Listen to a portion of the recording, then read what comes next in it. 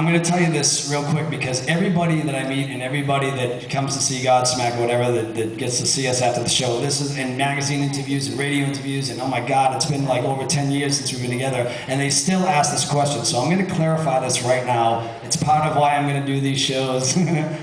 And I'm just going to tell you right now how we came up with the name of the band. We were called this. I know some of you guys may know this, but for the ones who does not know how we came up with the name of the band, just yell if you don't know. Okay, good. See, there's always a bunch of people still. I don't understand. We've talked about it so much. All right, dude. Check this out. Here's the deal.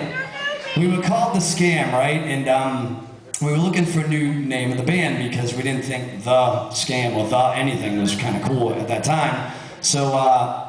There's kind of two meanings to this. One was I was flipping through my CD collection and I came across a badass record by Alice in Chains called Dirt.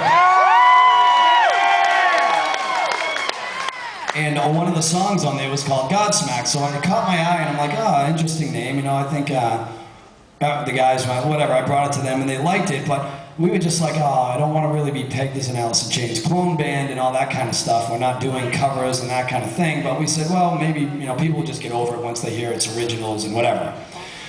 And then fast forward a few months down the line or whatever, we were doing a photo shoot and we weren't signed with a record label yet. And this is a true story.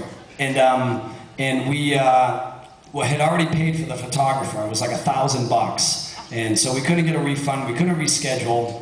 And back then, $1,000 took us like 105 gigs to play to get $1,000 because we were all broke. And so my drummer, the old drummer, his name was Joe Darko.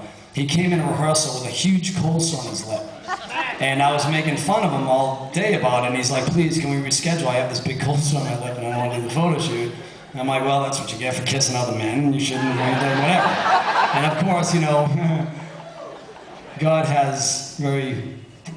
Anyway, I'll tell you the rest of the story. I come to rehearsal, I ragged him all day about it, and finally he agreed to do the photo shoot, and he sucked it up, and I mean, that's the mild version. They just heard some of the stuff I was saying to him on why he had the cold sore. But the next day, I came to rehearsal, and I swear to you, same spot, same size, I had a huge cold sore on my lip.